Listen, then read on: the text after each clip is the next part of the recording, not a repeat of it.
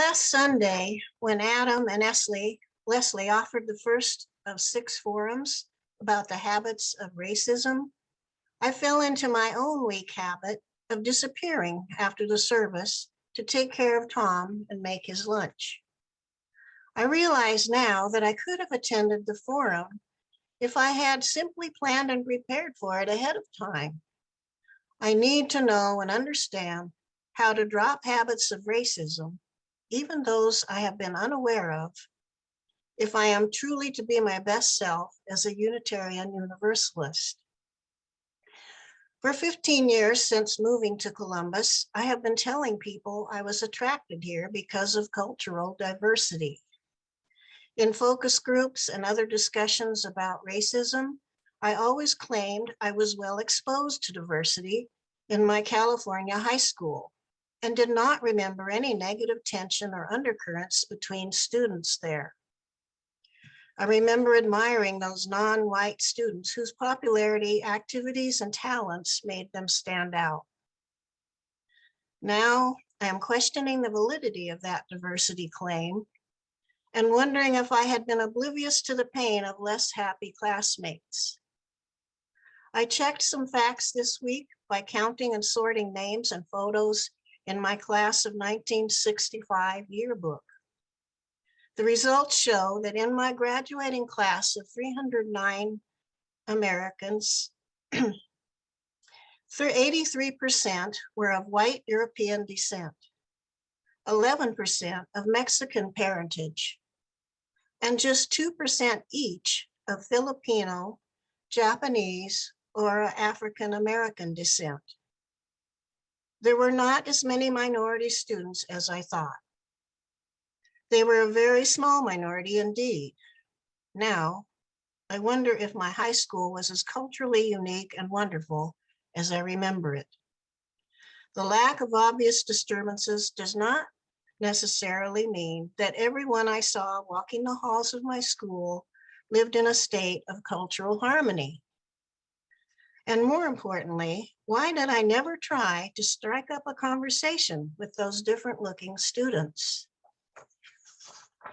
I had little or no reason to think about racism again until late 2002 when Tom and I moved to Washington, D.C. for my job with the National Guard Bureau. There, I discovered that we were obviously the racial minority. Even though vastly outnumbered, I felt it was okay to board the crowded metro rail system on weekends when we went downtown to visit the Smithsonian museums. That feeling of relative safety and comfort, I know now, comes from white privilege.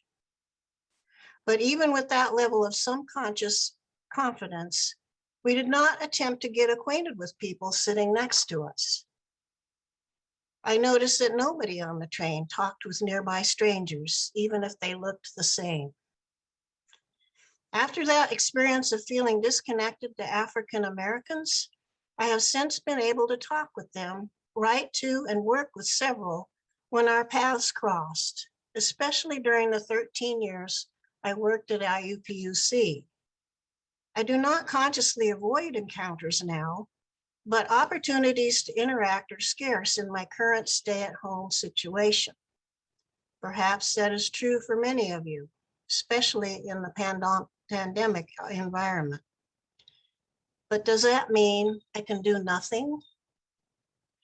Here I am in the culturally diverse community I wanted, but still not closely connected with anyone in a cultural outside my own.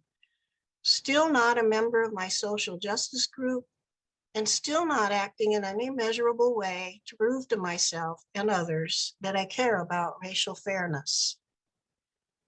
Is it enough to think fairly about people outside my circle without acting? I don't think so. Please come with me to worship, re-examine our values, and search for answers to these and other related questions as we consider aspects of the proposed UUA 8th principle.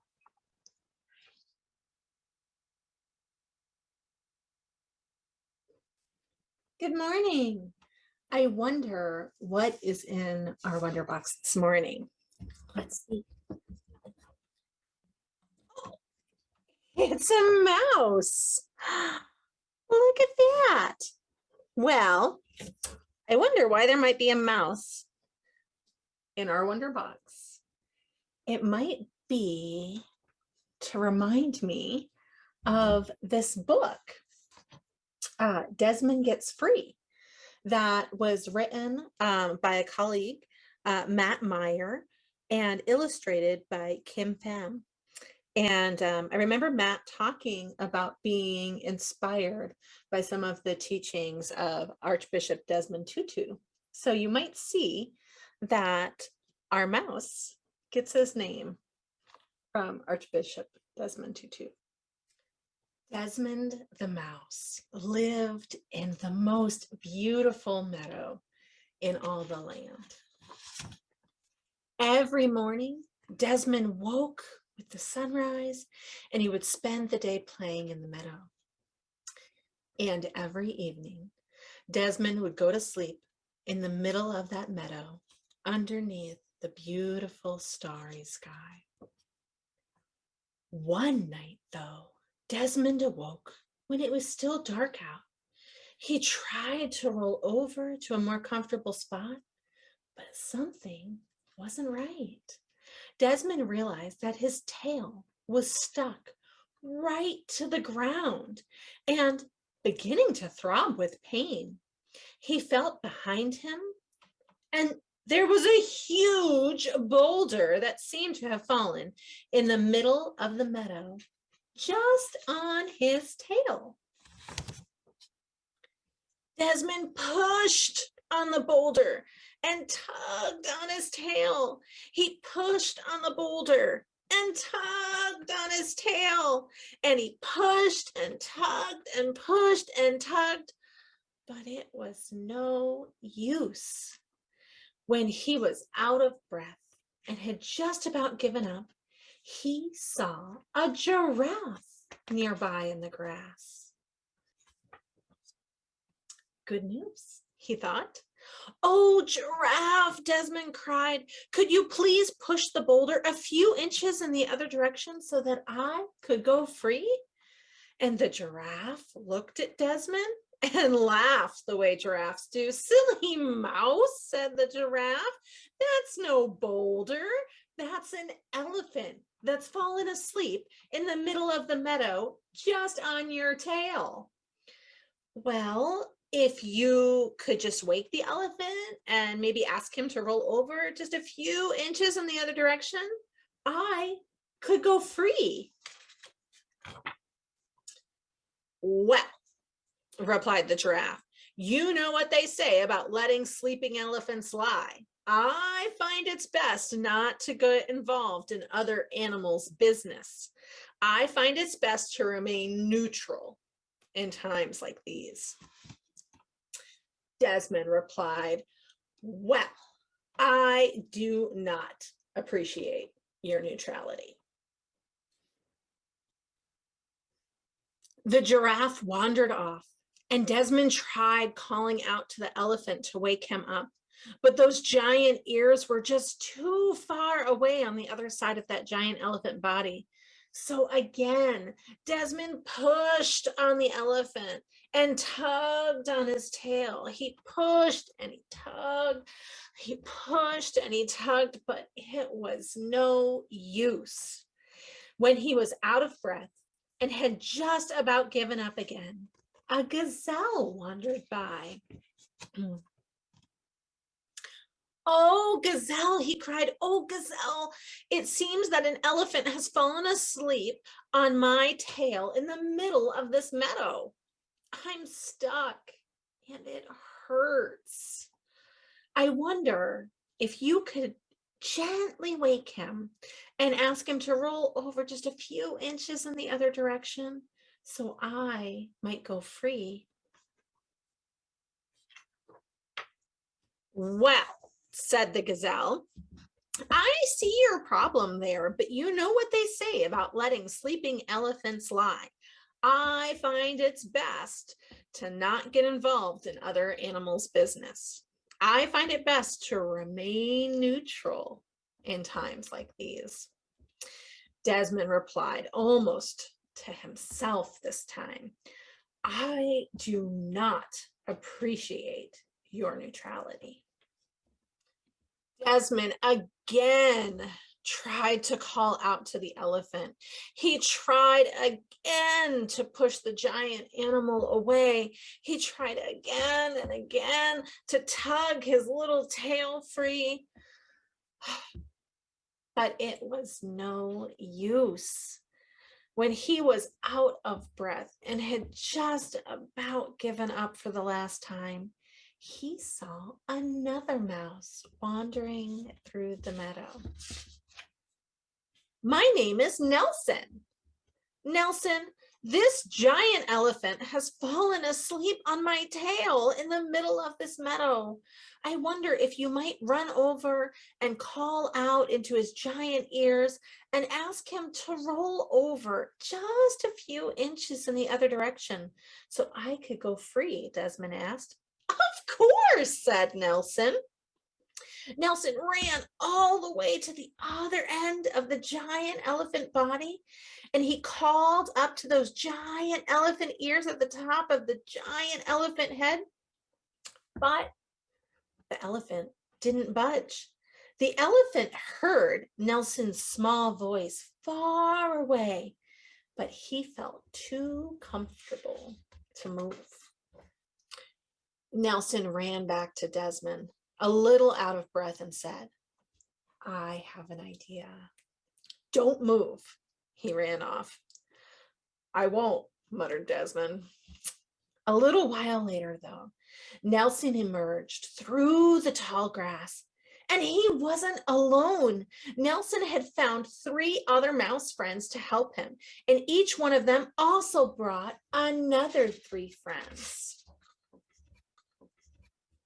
The whole group of them ran over to the giant head of that giant elephant, and one mouse scrambled up onto the shoulders of another, and another mouse scrambled up on their shoulders, and then one after another they climbed up until the whole group of them had formed a mouse ladder right up the side of that elephant. And at last, Nelson climbed on the shoulders of his mouse friends, one on top of the other, until he was way up on that giant elephant head, standing right next to the giant elephant ear. "Excuse me," he called out right into that ear. "It seems you've fallen asleep on my friend's tail in the middle of this meadow. I wonder if you could just roll over a few inches in the other direction so that he might go free." The giant elephant made a giant low groan. "Ugh, I'm comfortable just where I am. Go away." So Nelson asked more of his friends to climb up, and one by one, they helped each other up the side of the elephant. One by one, they called out into that giant elephant ear on top of that giant elephant head. Again, the giant elephant made a giant low groan. "Ugh, I'm comfortable just where I am. Go away." Then Nelson, as you might have guessed, had an idea. He whispered to the mice, and then all at once they yelled out together, "Excuse us! It seems you have fallen asleep on our friend's tail in the middle of this meadow. Roll over a few inches in the other direction so he can go free." This time, all of those voices together, right next to the elephant's ear, were too loud to ignore.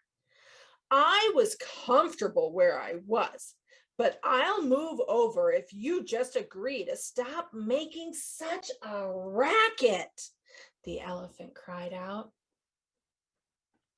And then the elephant rolled over just a few inches in the other direction. And Nelson and the other mice helped each other climb back down, and Desmond was finally free. Desmond and Nelson and all their mouse friends spent the rest of that beautiful day playing in the middle of that beautiful meadow. You can see here, there's a illustration of Archbishop Desmond Tutu, who is known for having said, if you are neutral in situations of injustice, you have chosen the side of the oppressor. If an elephant has its foot on the tail of a mouse and you say that you are neutral, the mouse will not appreciate your neutrality.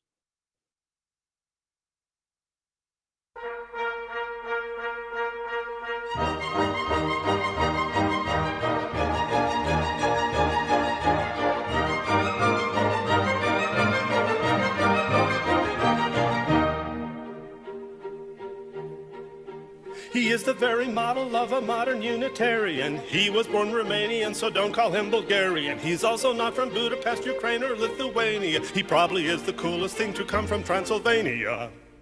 I am the very model of a modern Unitarian. I'm here because I've lived so long, I'm now octogenarian. With 50 years attendance, I'm a very senior resident. Although I'm better looking, I am older than the president. Although he's better looking, he is older than the president. Although he's better looking, he is older than the president. Although he's better looking, he is older than the president.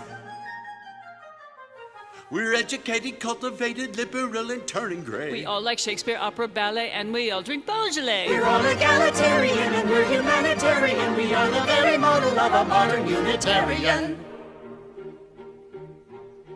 We are the very model of a modern Unitarian. We're ethical, sustainable, and also vegetarian. If you would like to join us, it would not be so regrettable. We have a lot of recipes and some of them are edible. We are the very model of some modern Unitarians. Our masters of theology have made us seminarians. We never preach damnation and we don't have a confessional. We're open and inclusive, and we're also quite professional. They're open and inclusive, and they're also quite professional. They're open and inclusive, and they're also quite professional. They're open and inclusive, and they're also quite professional.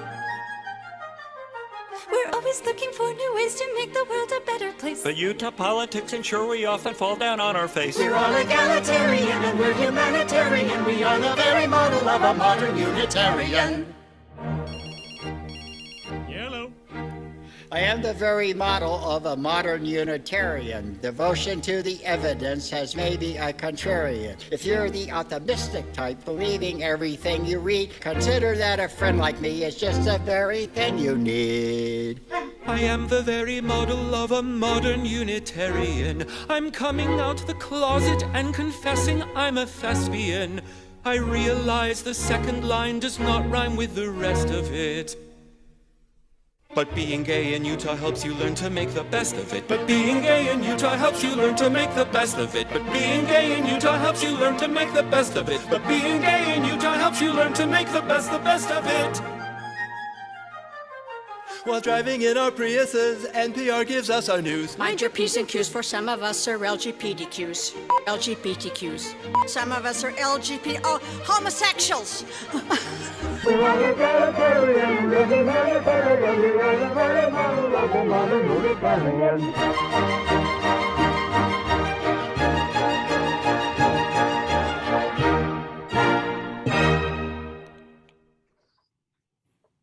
In 1993, General Assembly, GA, was held in Charlotte, North Carolina, in the Thomas Jefferson District. The GA Planning Committee decided to hold a Thomas Jefferson Ball, inviting delegates to attend the ball in period costume. Although he never joined a Unitarian church, Thomas Jefferson is often claimed by Unitarian Universalists as an early North American Unitarian. Some delegates to the 1993 General Assembly questioned the propriety of the Thomas Jefferson Ball. These delegates, including African Americans and their white allies, read a statement in the first plenary session of the 1993 GA protesting the event. The ensuing conflict sent ripples throughout Unitarian Universalism, raising awareness that different groups of people could have a very different perception of the same event.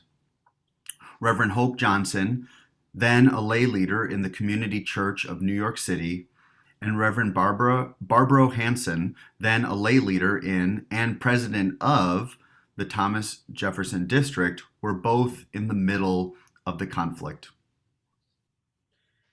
Johnson told how she and other members of Community Church in New York City found out about the Thomas and Jefferson Ball before the General Assembly began.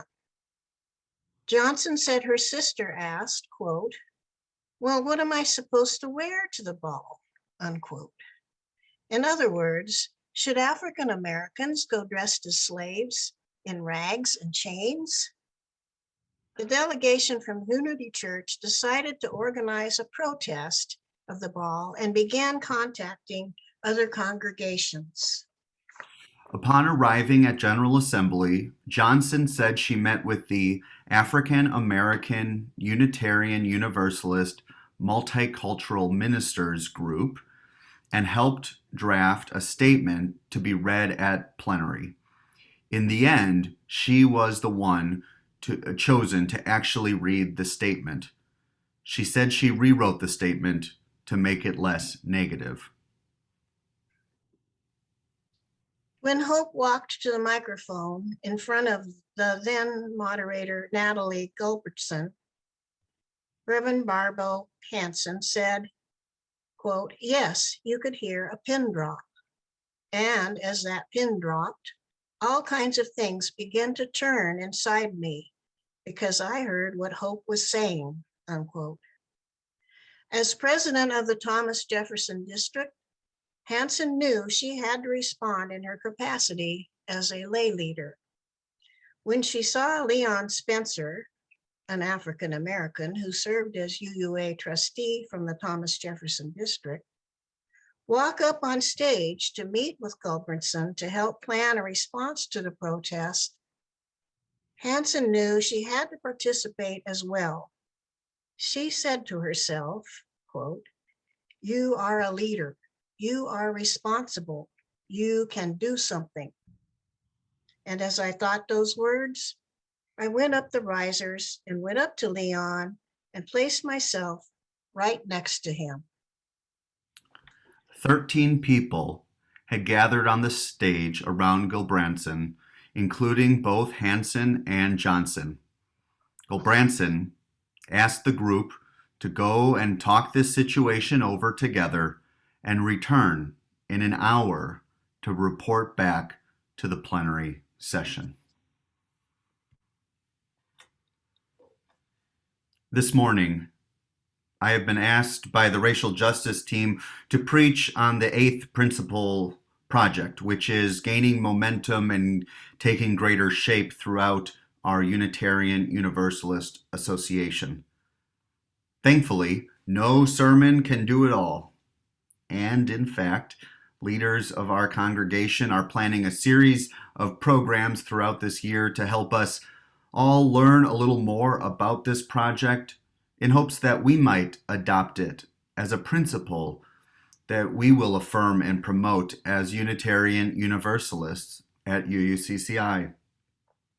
After the service today, members of the racial justice team, along with Adrian and I, will offer a deeper dive into the 8th principle and the practical steps before us as a congregation.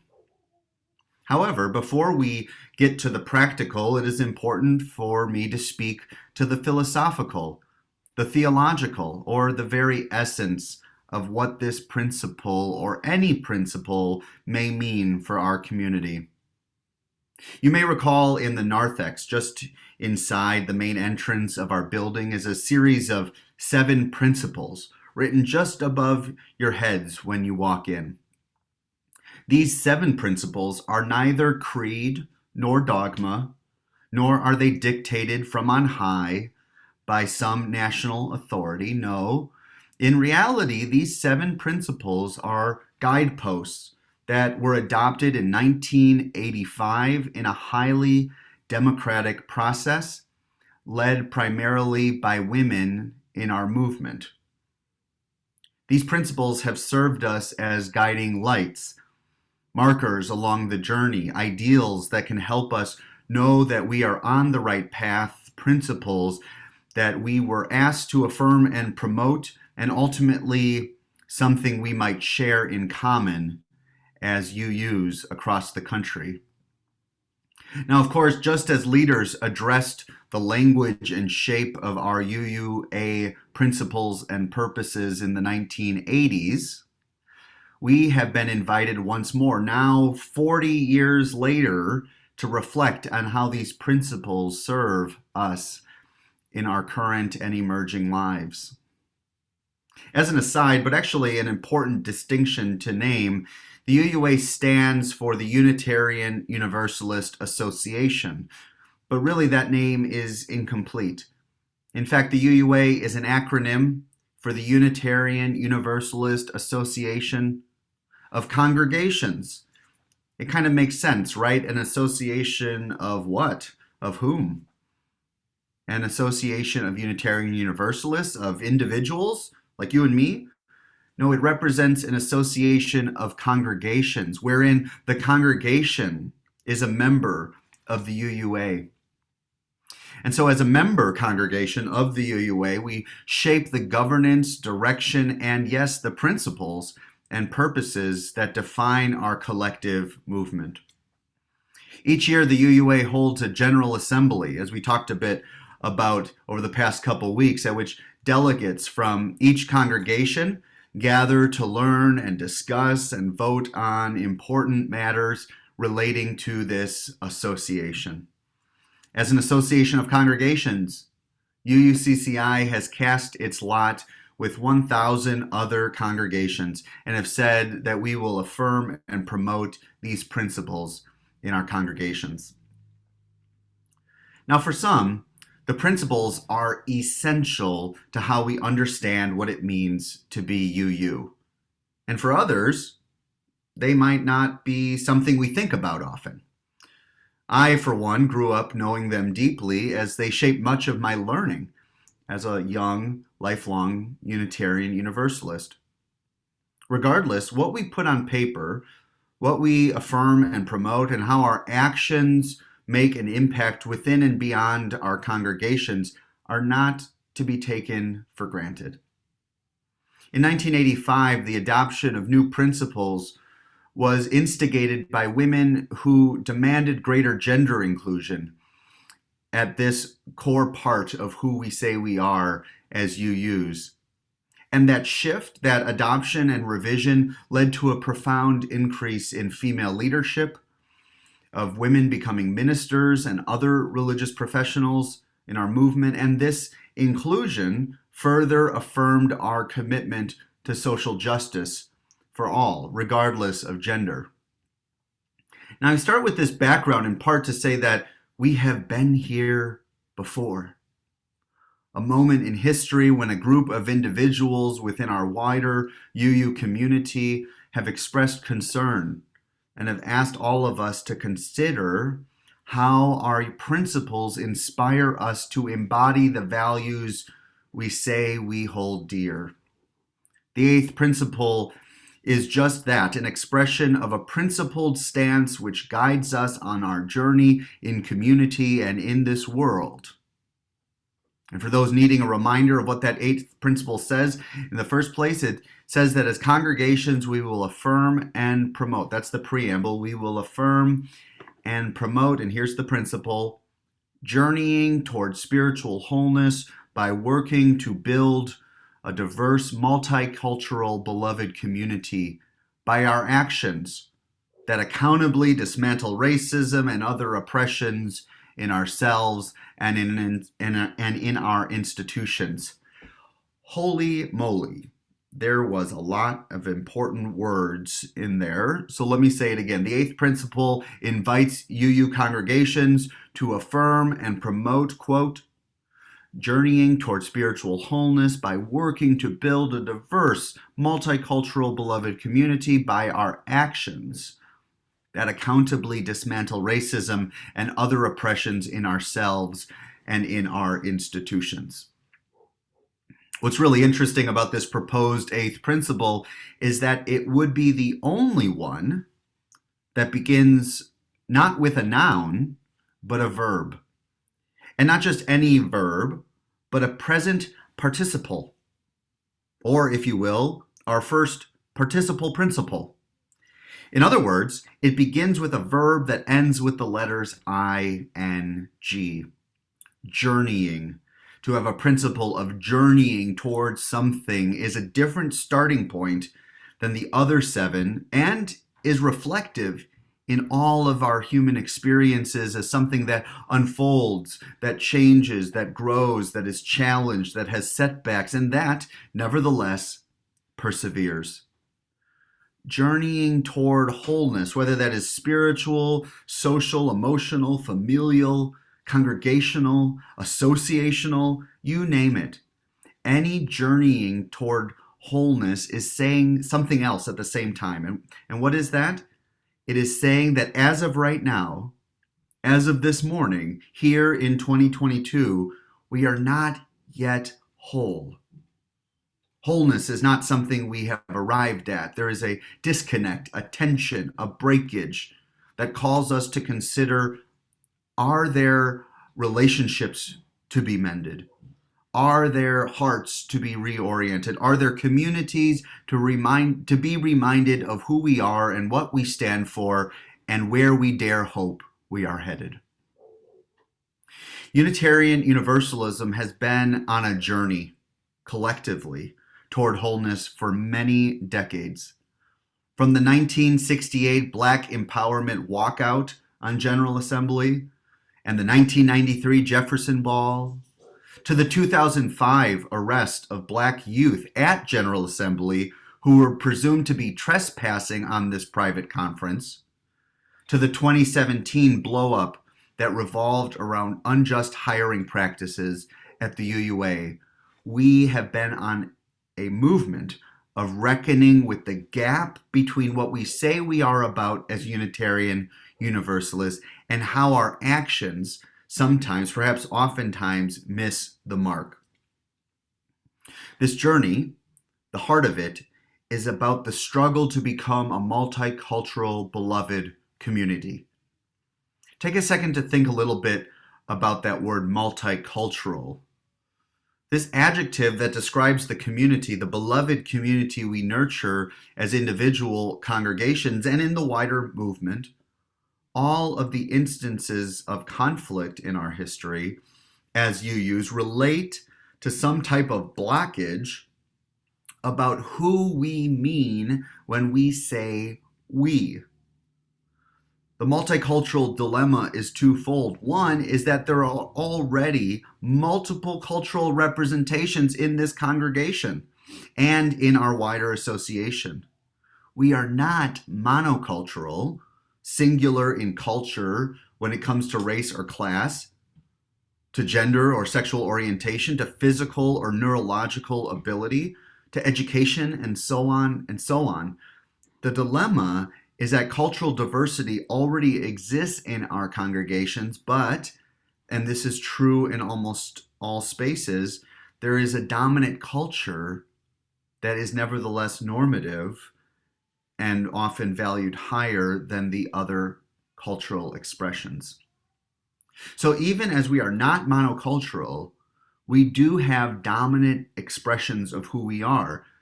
That's we in quotes, who we are. In these experiences named earlier, the conflicts emerge when both an erasing of that cultural diversity occurs and when we are resistant to acknowledging that that cultural hierarchy is natural in human communities. Let's take those two elements one at a time. Consider the story that Cynthia and I recounted of the 1993 Jefferson Ball at General Assembly. In that situation, there was a blockage, a breakage due to a lack of awareness to who we are as Unitarian Universalists. That there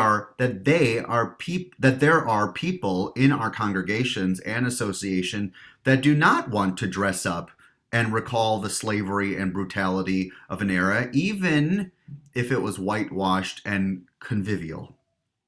What am I to wear to this ball? Asked Black Unitarian Universalists. Chains?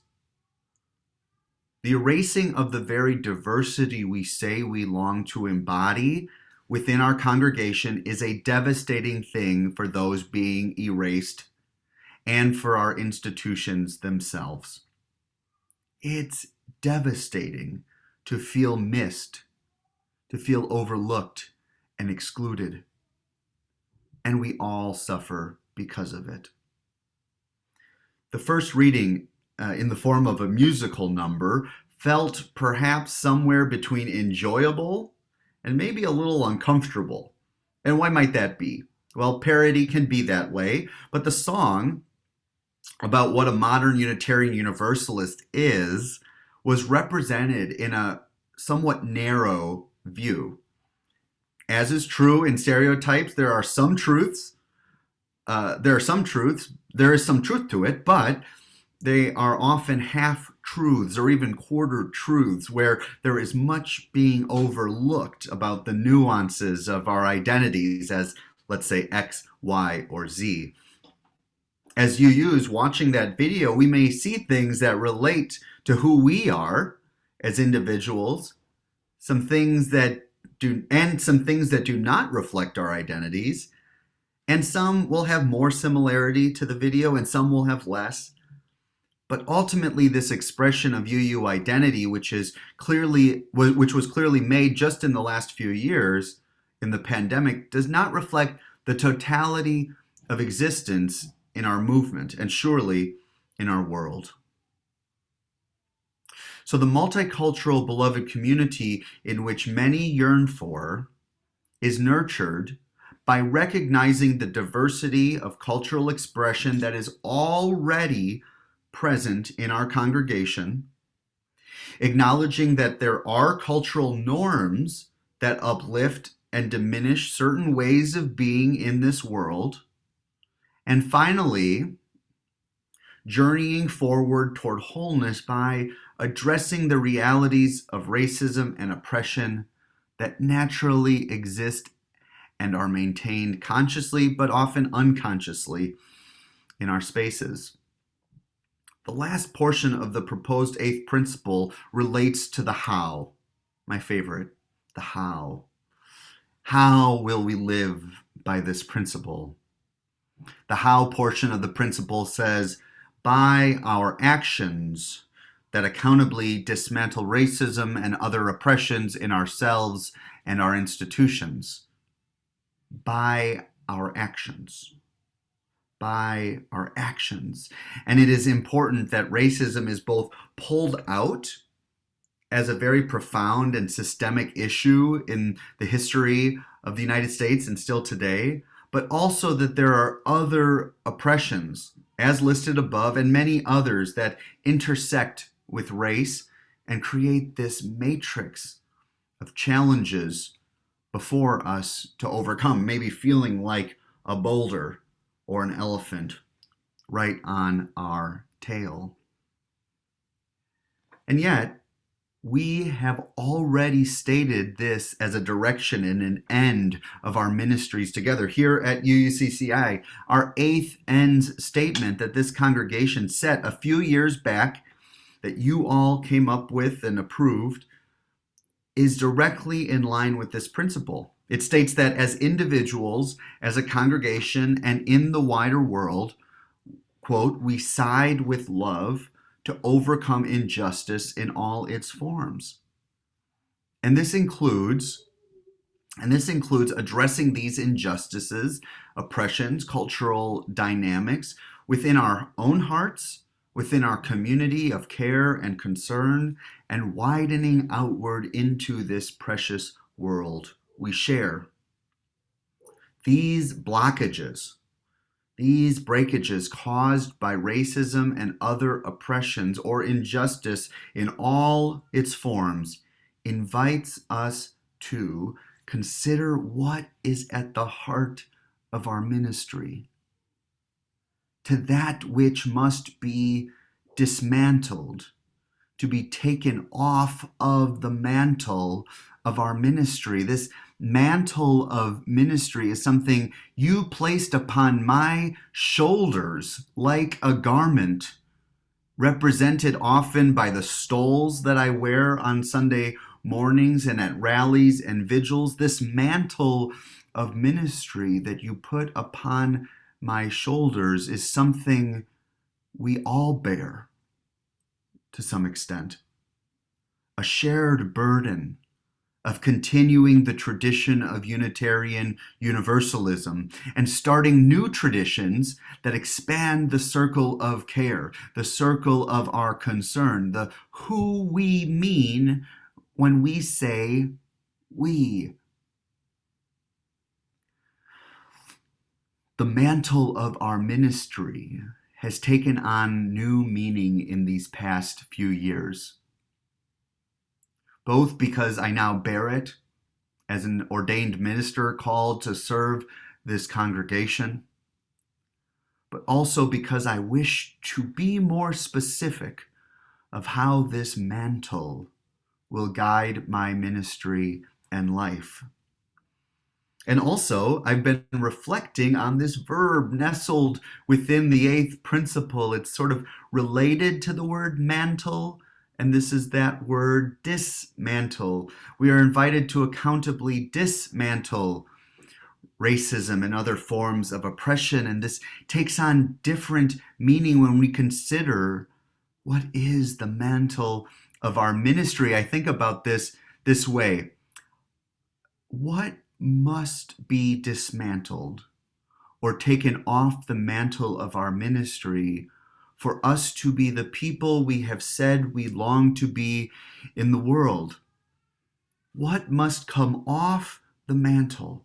What must be addressed so that the harms of racism and other oppressions no longer permeate our hearts and our congregation and the wider world? And as we dismantle these things, we may consider what remains, what will have more space to thrive within our ministries and within our work in the world. That is the invitation. When we work to dismantle these things, what then becomes central? What then becomes the heart of our ministry? Perhaps that invitation to a principled life of nurturing a beloved community is something that we want to be a part of as a congregation. It is up to us, to all of you, like with all of our principles, to decide how will we affirm and promote them in our lives and congregation. I am thankful that as a congregation, we are beginning to explore what this might mean and how it can shape our road ahead. May that road be one we travel not alone, but together. May it be so, and amen.